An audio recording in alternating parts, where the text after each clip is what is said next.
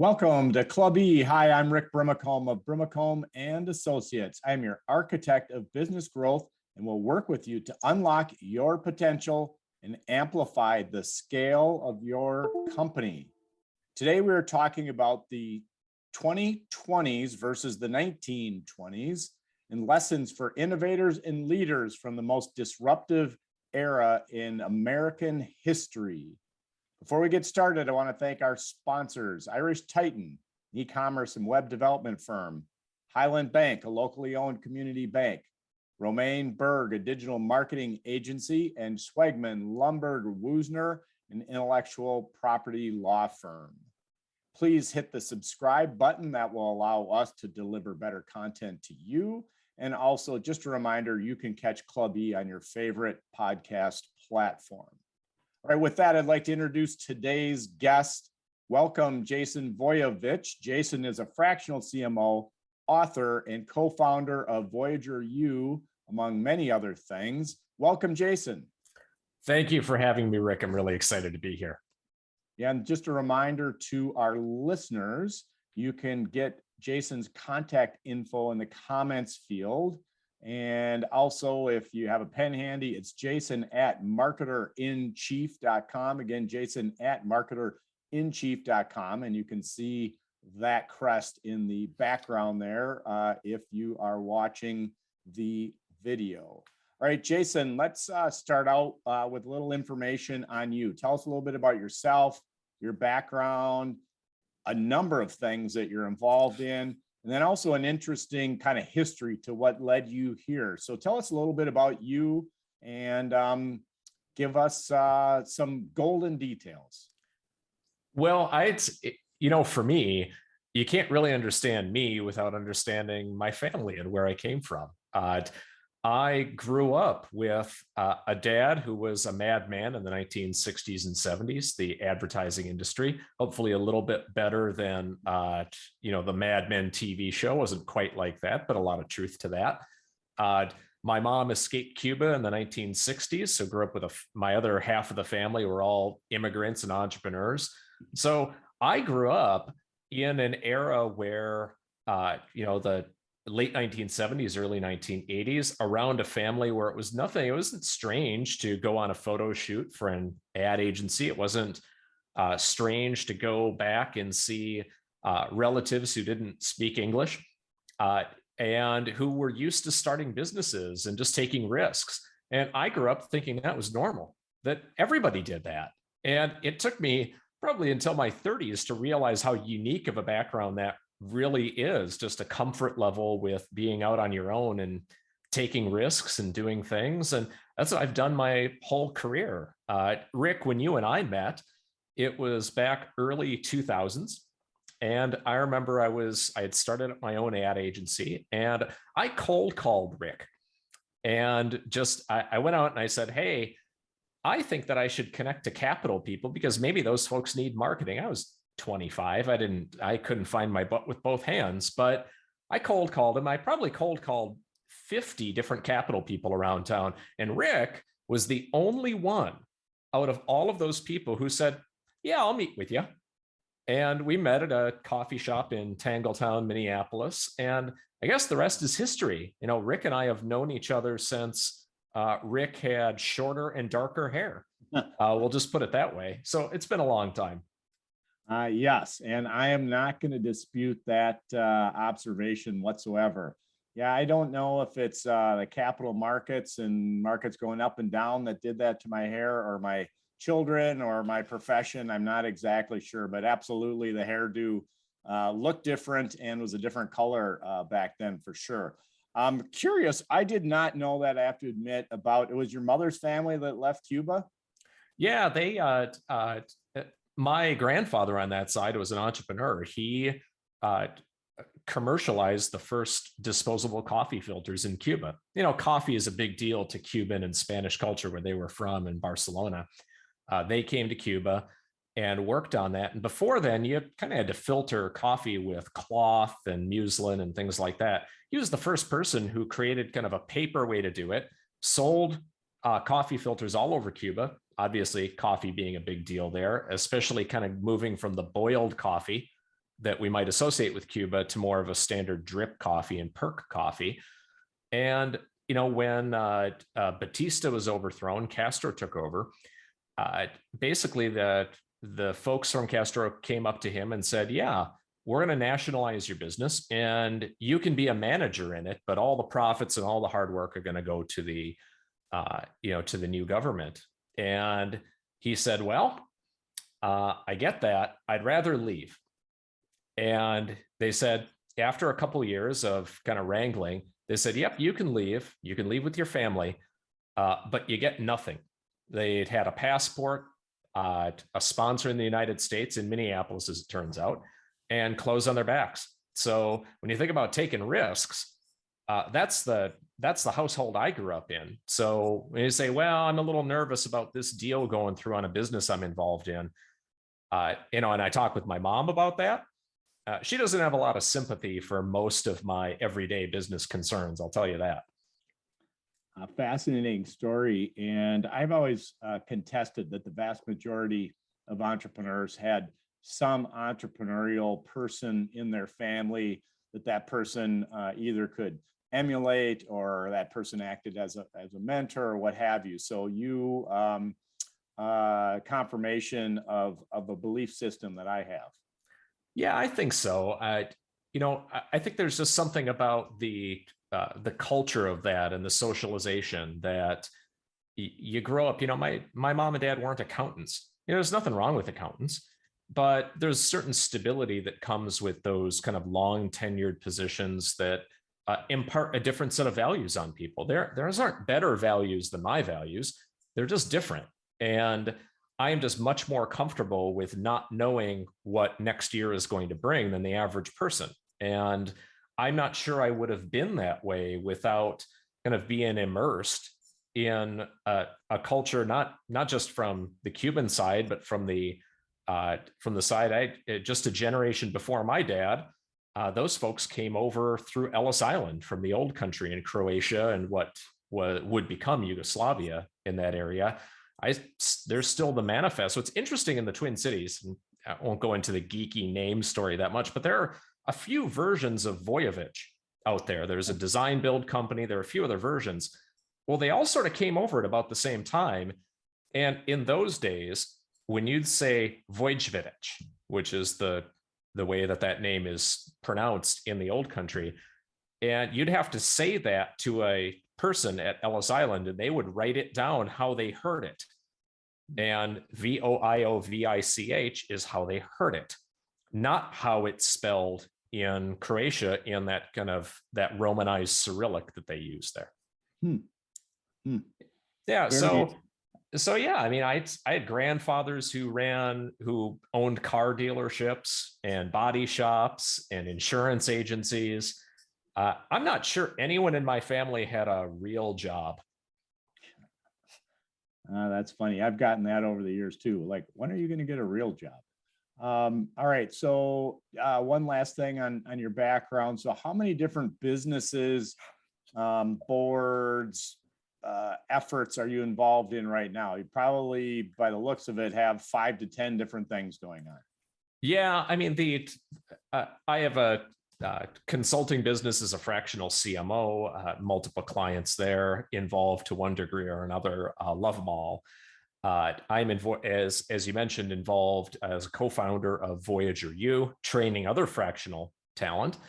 I have a user experience company that I co-founded called Agent Zero. So that's a third one. I'm an author, so all of that kind of the speaking and writing and all that's another business.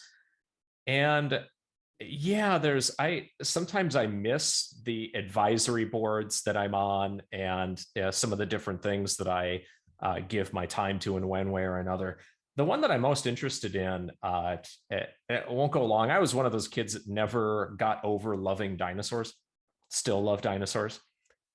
And I have been involved donating some time and expertise to the Badlands Museum in North Dakota. Dr. Fowler and his wife are creating one of the most amazing immersive experiences out there with really cutting edge science. And for a non-scientist like me, anything I can do to help push along that science and that innovation on the very forefront of knowledge, that's cool. I that's what I'm excited about most about my career is I get to do all of those different things versus sit behind a desk. I don't fault anyone for that. I just don't want to do it myself. Sure. So I want to bring everybody back in time to when we first met. So other than the hair length and hair color that I was sporting at that point in time, yes, I do remember that coffee shop meeting at Tangletown. But if we fast forward just a little bit from there, I started Brimacombe and Associates in 2005. So that means in 2004 or the first part of 2005, I reached out to you to help me with my marketing and branding for my company that either I was in the process of forming or thinking about forming. Anyway, so you and I are talking about it and you're asking me questions and I'm just kind of rambling like I can do on occasion. And I'm throwing out things here and there and you're digging deeper and asking a lot of why and why is that and tell me more and all those good questions. And I throw out the line, hey, these companies have to grow or die. And then I kind of start up and start talking again and you go, wait, let's go back and let's talk about grow or die. So we do that. That ends up being the tagline for my company. And when we were getting ready for this call, I mean, other than the history of my career arc and all the different things I did, and other than the support of my parents, and then deciding to set up the business, like the fourth thing that I think was the most influential and important was picking that tagline, because I have heard over and over and over again over the years that grow or die tagline, very memorable, apropos, et cetera, et cetera. So talk a little bit about your memories of that, because to me, that was super impactful and valuable. So thank you here publicly for helping me refine that. But then also it's just been a mantra for me as well as my firm. So again, thank you, and maybe talk a little bit about that. Well, you're welcome. This is it's all you. I think sometimes what my dad taught me about advertising wasn't that he one of those lessons I got really early was that advertising isn't telling people something that's not true about the product, the service, the person.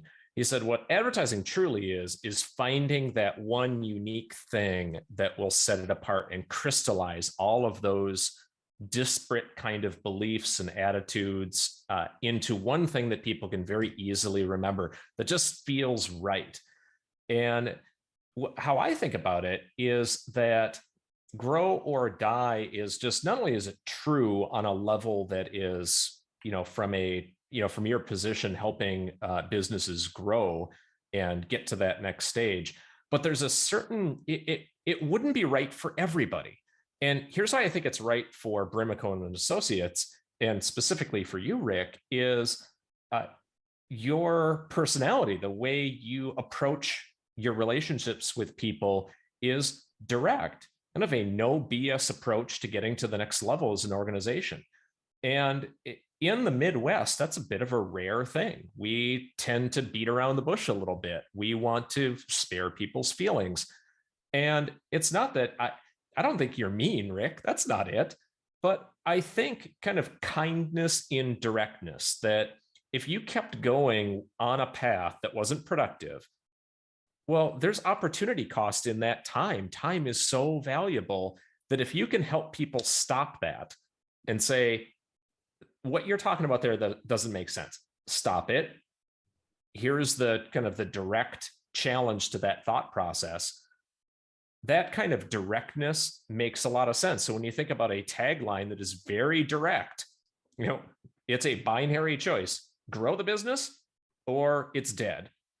That fits you where 99 out of 100 others, really most others, wouldn't fit. So the only thing I give myself credit for is making you stop and kind of realize how true it really was about you and the business you grow. Well, whatever you want to give yourself credit for is probably not enough because, again, that's been very valuable to me. So thank you. I appreciate that. You're welcome. It has such staying power, and that's maybe the best compliment I can get is that years later, more than a decade later, it's still relevant.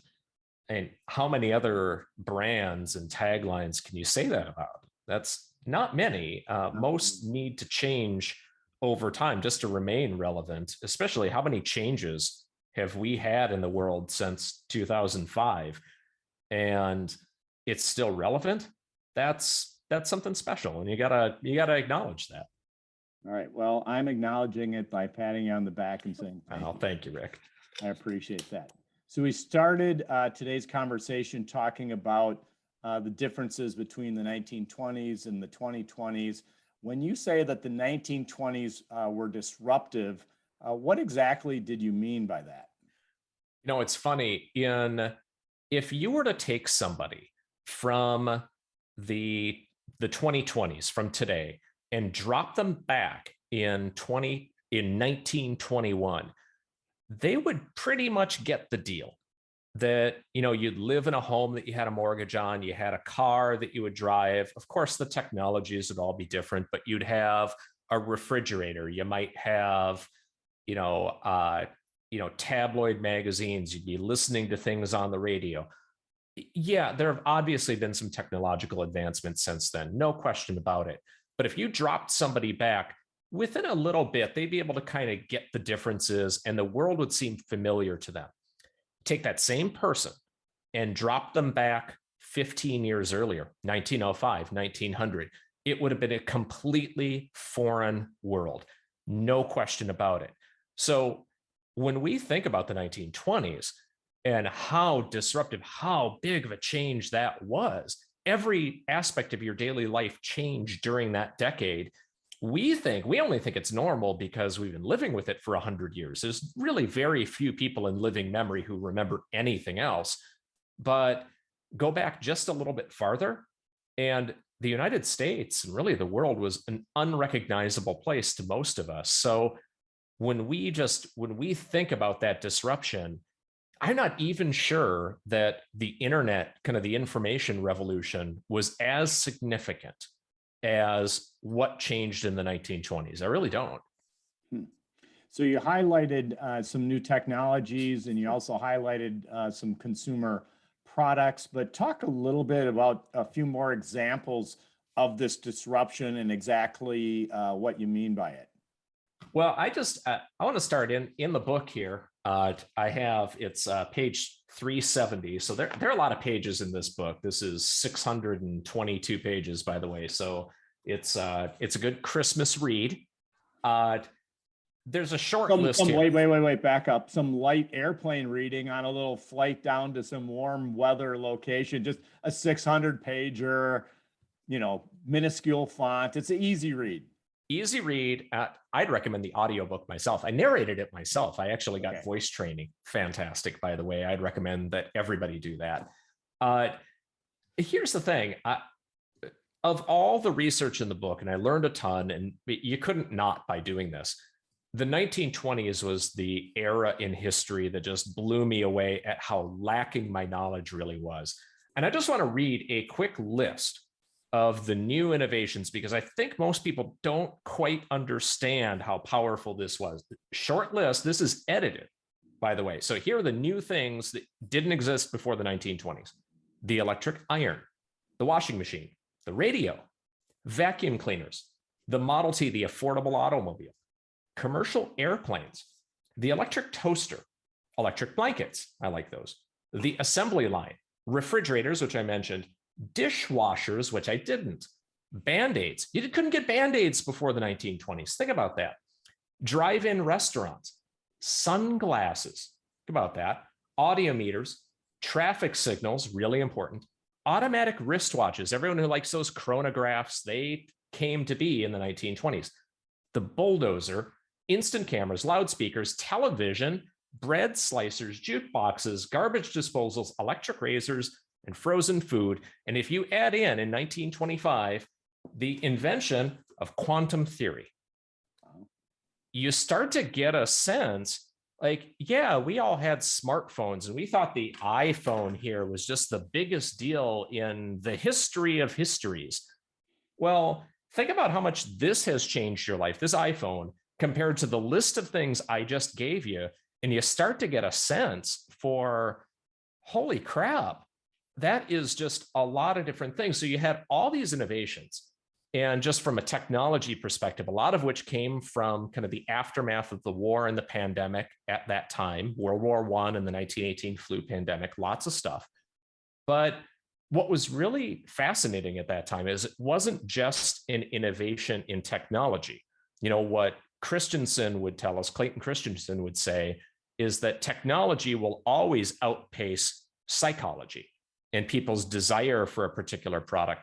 So an entire new discipline needed to be created around, how do I get people to get excited about these things? And what was interesting is I've been doing additional research. The first time marketing, the word marketing, was ever in a college textbook was only 1918, to help train people for this era because they knew it was coming. So all of that psychology, getting installment loans, short advertisements on the radio, tabloids, self-help, multi-level marketing, dealerships, planned obsolescence, you name it. It wasn't just technology. It was also how you bought it, why you bought it, how you paid for it. Those are just as important innovations as the technology. Well, I myself am going to for sure read all 600 plus pages. So Thank you, Rick. I'm on the book. Fabulous list. Tell me a little bit more about comparing the 1920s to the 2020s. Talk a little bit about some of the similarities you see and then some other differences. You know, what's interesting is the more you read about the 1920s, the more similarities you really see. We didn't come out of the 2000 teens. I don't know what I'm supposed to say, with the aughts, whatever. We didn't really come out of that with a major world war. You could kind of call the war on terror a kind of a simulacrum of that, perhaps. We have had a major pandemic, obviously. We are talking about wealth inequality today. We are talking about that in the 1920s. We were talking about class struggle. We talked about that in the 1920s. We talked about gender and kind of this redefinition of gender. We talked about that in the 1920s with the suffrage movement. Okay.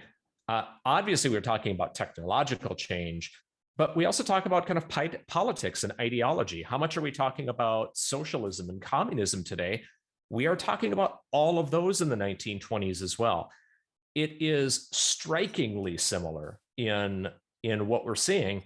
The big difference, though, Rick, is now with the information revolution of the 1990s and 2000s, it's really all about information availability and speed, kind of our social connection, both between each other and globally.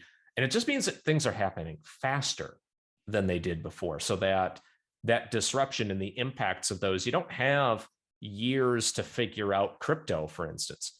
By the time, 10 years has gone by and crypto is a stable source of commerce in 2030, well, it's not going to take 10 years for that to flesh out. That's likely to happen much, much faster than it did in the 1920s. That's the big difference, is speed. So speaking of speed, what are some other common threads of startups and emerging growth companies that succeeded at that time that you would say could apply to us today? Let's just take the radio marketplace for an example. And I think you can see the parallels with other businesses today, whether that's the internet boom of the 1990s, the crypto boom now. The radio marketplace was a complete disaster. When you thought every ham radio kits were a big deal and everyone was spitting out radio signals, there was just a mess of overlap. It was a total mess of a market. And it was actually Secretary of Commerce Herbert Hoover, who helped guide the government to help regulate some of that to give that industry the kind of stability it needed. So what was the lesson of the innovators there? Yeah, there were some well-funded folks, but all of those companies who were radio companies at the time weren't newspaper companies that had a radio version. They were basically all new companies kind of getting in on the ground floor, and there were a lot of them. And I think the big takeaway is don't shy away from the new things. When there's a chaotic kind of market, you got to jump into that pool, because all of the ones who are successful, the RCAs of the world, the ABC, NBC, CBS, all of them got their start then. And they essentially over time just kind of absorbed other smaller players along the way. So you got to stay in the game. You got to find a way to stay in the game, because as the industry consolidates, if you went broke in 1926, you were out of luck. If you could hang around until 1929 or even later, you had the chance to become big. So you got to stay in the game, and you can't be afraid to kind of jump in and take a lot of bets on, well, there could be a lot of things that could work out. Get in there, get in the game. And that's the big lesson of disruption, right? Get in the game. Don't be afraid. Most things aren't going to work out, but you got to stay in it, because as the industry consolidates, that's where your payday comes from. So if get in the game, speed are a couple of critical factors to keep in mind. What are some of the traps that you think business leaders should try to avoid based on the lessons we learned from that time period? Yeah, I think that the best lesson, the best thing you could take away is that eventually BS is BS, and it will fail. It'll fail eventually. And here's the best example: are the patent medicines, where during that time was huge disruption in healthcare as well. So snake oil salespeople and really questionable quackery in medical devices, a lot of them have their roots in that heavy commercialization. The Science Museum of Minnesota has an exhibit on medical quackery that I deeply recommend to anyone, thinking about this era, or just thinking about innovating in general. What's funny, I was there the other day and I saw one of those kind of shake your muscles sort of thing. And they had one from 1921, 1922.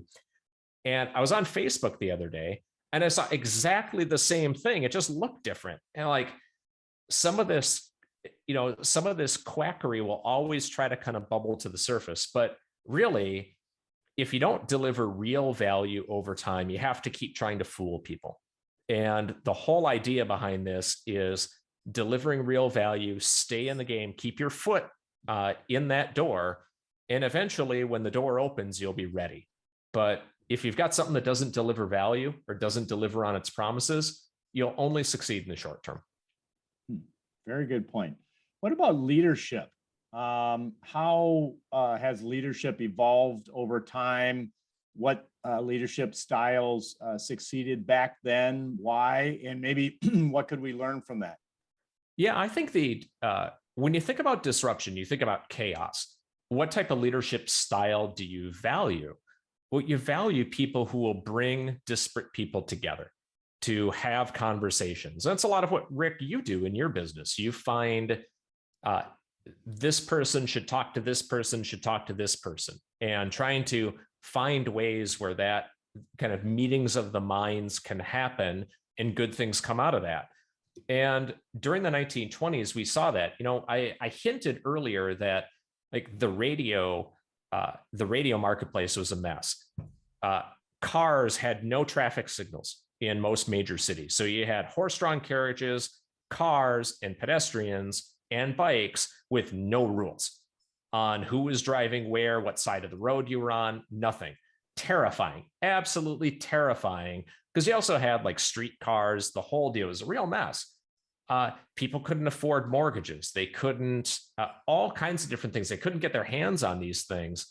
And it was actually the Secretary of Commerce, it was Herbert Hoover, who most people remember from his handling of the stock market crash and the eventual slide into the Great Depression. But what people don't remember and they don't see, they didn't look at his earlier career. He was an engineer by trade, and his skill was understanding who needed to be in the room to make things happen. And that was so special about that leadership style, is most of the time innovators like to kind of be in their bubble and they see all of this competition.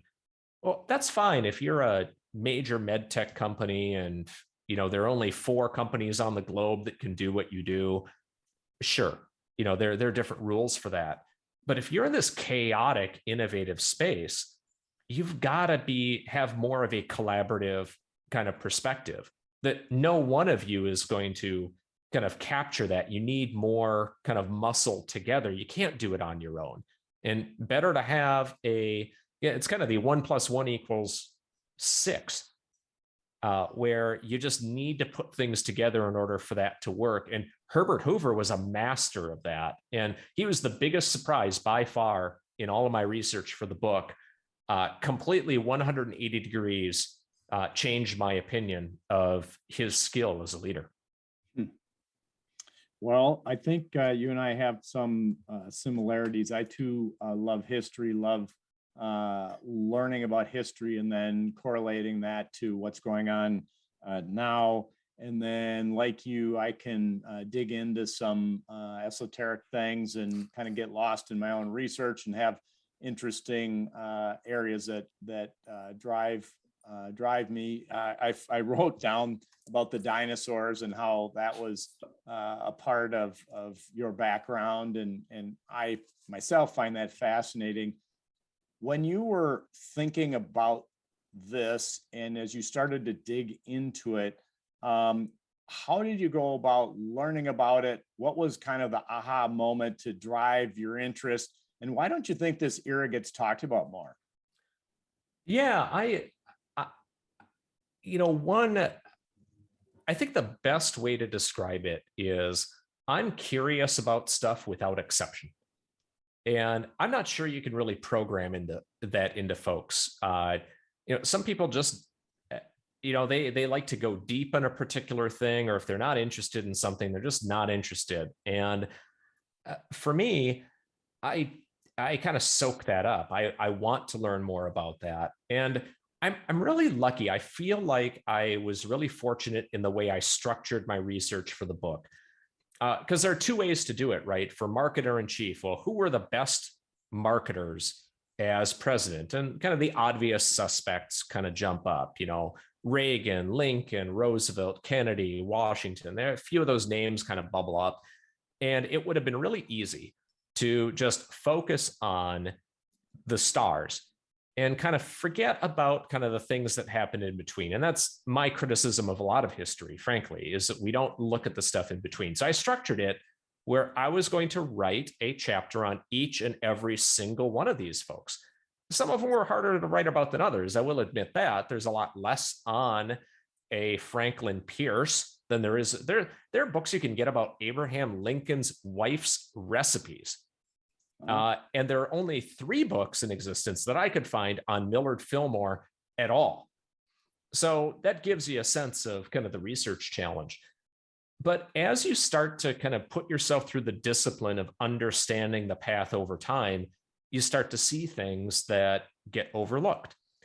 And the 1920s was one of those things that was overlooked because we think, oh, well, the robber baron era was exciting because it had these big personalities, the Rockefellers and the James J. Hills and those folks. And then you get to World War I, and wars are inherently interesting. Great Depression's inherently interesting. It's got the word great right in it. Of course, it's interesting.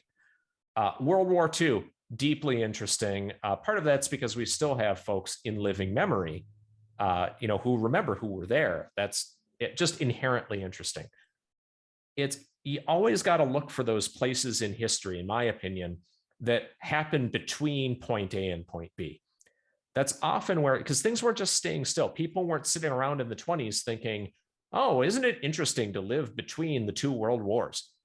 Isn't it interesting that we're here in this era in history That's silly, of course. People are living their lives and they're trying to kind of make themselves happy and improve themselves, improve their communities. They're trying to get something done. And uh, I'm not sure, Rick, that if you didn't look at it from an innovator's and an advertiser's lens, that you would think the 1920s were that important. You'd think, well, there were flappers and there was the Great Gatsby and there was the Roaring 20s, and it was just this era of excess and mess. And boy, it's kind of like the ant and the grasshopper sort of thing, that fable where we should have been preparing for the Great Depression, but we weren't preparing for the Great Depression, and woe on us. Well, when you look at it from my point of view, the 1920s were just as important, if not more so, for what it meant for the average everyday life of most people. That's when that life got created for us, for good and for bad. Well, again, being somebody who's interested in history, you said about 10 things there that now I'm going to, spend some evening and weekend hours digging into. So thanks for sharing that. You are welcome. I appreciate that very much. So we've touched on a lot of things, many of them interesting, important, impactful. As you look across your career, and I'm sure it wasn't that coffee meeting that you and I first had in Tangletown, but was there an important lesson along the way that you picked up that you wish you would have learned sooner? Oh boy. Do I have to just pick one? Well, if you want to do 10, we might need to schedule a second time, but if you want to give a couple, sure. So impactful lessons that you wish you would have learned sooner. Yeah, I think I think the biggest one is how I approach leadership these days, especially from an innovation context. And I think most leaders believe that their job is to make a decision. George W. Bush said, "I'm the decider." It's kind of an odd line for him, but I get it. Your job as a leader is to make the decision. I'm not sure that it is, at least in an innovation context. I think the job of a leader is to ask better questions, because I remember when one of my mentors told me, he asked me to define entrepreneurship, define innovation and entrepreneurship specifically. And I fumbled, of course. And he said, all leadership and entrepreneurship is just accomplishing through others. That's really what leadership is. So it's all a matter of how you do that. And I found the most effective way that matches my own personality to just being a curious person. You have to lean into what's true for you. What's true for me is I love questions, love them, can't get enough of them. And it is better in my leadership style, instead of kind of telling people what to do and making the decision, asking a better question, letting them come up with the decision, and then supporting them while they implement it. Then, frankly, it was their decision and they take ownership of it. And when it works, they get credit.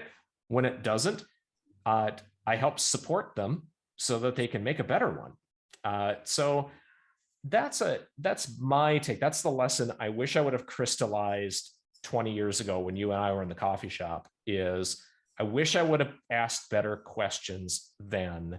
And that's my mission, is how do I do that better and better and better each day and each interaction I have, so that I can understand better.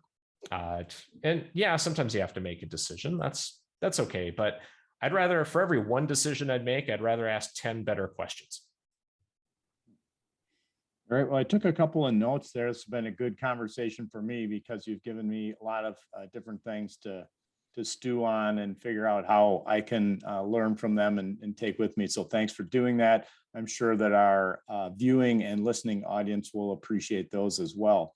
So as we wrap things up here, one of the things I wrote down earlier was staying in the game. That doesn't necessarily need to be the key takeaway here today. That was one that was important to me, but as you try to kind of crystallize your thoughts around our conversation today, what do you think is the key takeaway that the audience should bring with them, whether it's something new here that you want to introduce, or whether it's something that you want to reinforce, but what would that key takeaway be and why? I think the number one lesson from the 1920s that is just as applicable then as it is now in this era of disruption. And we can't argue that we're in an era of disruption, hugely, technologically, socially, culturally, whatever, a lot of disruption. Get in the game and stay in the game, be in it. And that means, and the twist on that, Rick, is that it isn't just about kind of making dumb bets all over the place. It's you want to make sure that you're delivering real value and you've got some business discipline in there, because unless you're privately funded and you got a whole bunch of money lying around, you're going to burn out of money at some point. And disruption requires patience. It requires that you can kind of wait it out and you can wait for the right opportunity to come around. If you're losing money, if you've got a burn rate and you're not really delivering the value that people want to pay for, eventually you're not going to be able to stay in the game long enough for the opportunity to knock on that door. And that happened with radio. It happened with automobiles. It happened with consumer electronics back in the day. It'll happen with crypto. It'll happen with cultural movements. Get in the game, stay in the game in a disciplined way, and the opportunity will find you. I love it. I love it. Thanks, Jason. Tell everybody how they can get a hold of you, Jason, if they'd like to discuss any of the 600 pages of your book, explore the history of the 1920s, or dig into your knowledge about dinosaurs. What's the best way for folks to find you? The best way, you gave my email address at the beginning, jason@marketerinchief.com. That works. You can go to marketerinchief.com. There's places to contact me there and learn more about the book.